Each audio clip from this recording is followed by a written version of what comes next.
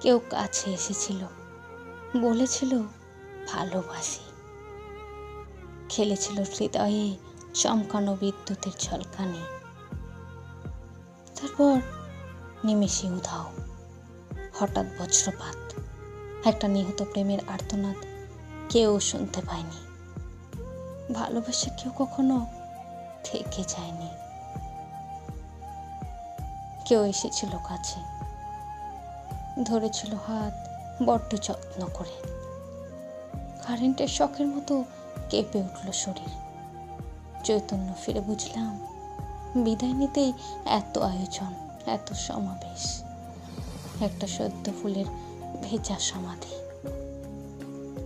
তারপর আর কেউ বলেনি ভালোবাসি।